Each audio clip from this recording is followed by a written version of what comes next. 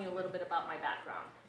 So I'm a mom, and I've got 3 kids, in their 20s right now. And probably about 20 years ago, I started researching education, mainly for my own selfish purposes. I wanted to make sure that my kids got the best education. And so that's what I started doing. And I don't know if you remember 20 years ago, the internet really wasn't around, or it was just beginning. And I started connecting with people around the country and sometimes outside the country. And what I found was that people involved in education reform, or people who say, you know, I'm for public education, I'm for education, I found that there's 2 groups. There's one that wanted to just funnel money to the public schools, funnel.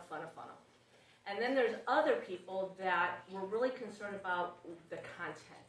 Are kids getting a good education? Yes. And so I decided this is the camp I wanted to be in. Not that funding isn't important, please don't misunderstand me.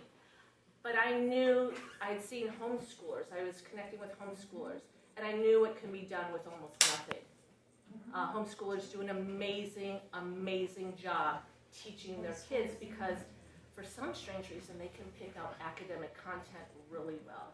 And they do it well, and there's studies and there's evidence to show that. So, as I said, I connected with people around the country. And my focus now is on academic excellence and parental rights. And that's my main focus. I lobby in Concord. I talk to legislators all the time. I advise legislators. I advise candidates. I will talk to school board members. I will talk to the NEA. I have collaborated with the ACLU on legislation. I don't care what your political background is. I don't care where you come from. If this is your focus, I will work with you and we will figure something out to help public education become even better. If that's possible, if it's possible.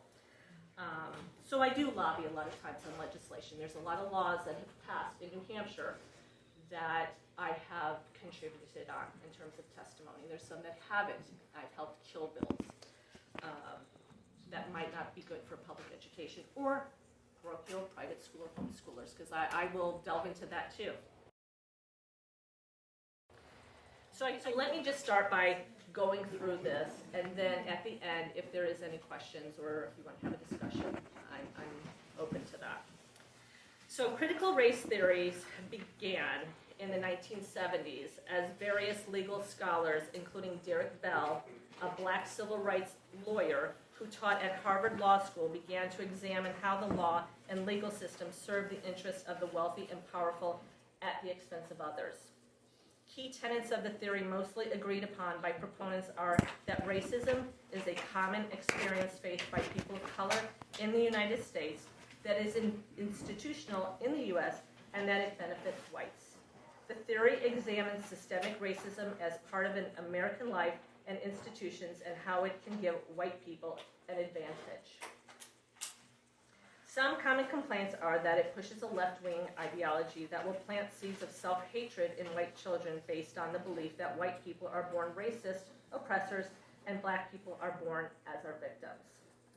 Some parents have noted that critical race theory puts a focus on race and actually leads to racism, what some would call reverse racism.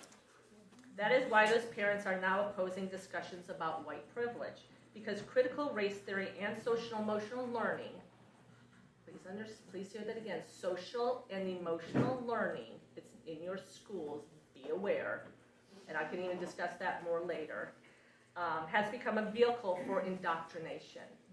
Social emotional learning is basically your school is now a mental health clinic, and they're collecting mental health data on your kids.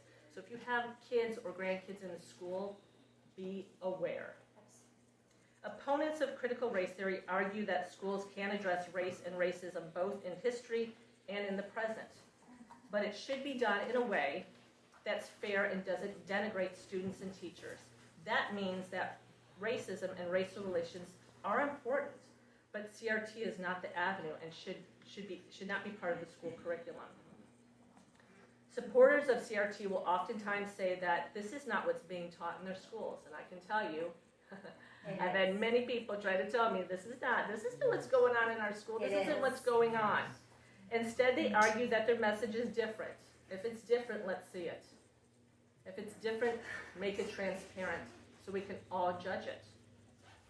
And if it's not, then why not get behind us, the people who are exposing what's really going on, and support us? Because some of what is coming out is shocking, and I'm sure some of you have probably already seen some of that. Oh, yeah. This is a harmful and divisive ideology influenced by Marxism that moves us further away from Reverend Martin Luther King's vision of a nation that focuses on individual character, not color. It is important to speak out against this ideology that places group identity above individualism and creates two groups of individuals, the oppressor and the oppressed, in relation to race. The full Idaho legislature just passed a bill preventing critical race theory from being taught in the state's public schools and universities.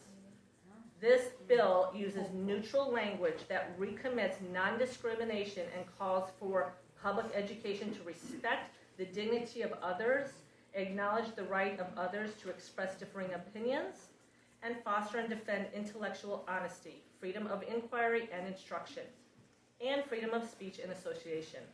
There are alternatives that should be used to unify the community instead of divide them by race. So it's important to understand that if you're going to be against something, and I've learned this, you should also have an alternative available. You should say, if you're addressing a school board, if you're addressing somebody, there are alternatives. CRT's purpose is to divide the world into white oppressors and non-white victims. The ultimate goal of the theory's proponents is to remake society so the victim class eventually displaces the oppressors and becomes the new ruling class. This viewpoint excludes innocence, individuality, and instead assigns collective guilt. Critical race theory assumes that racism is permanent and affects every aspect of our society, including political, economic, social, and religious institutions. Therefore, any expectation of societal attainment of colorblindness in which race or ethnicity does not hinder opportunities is impossible to achieve.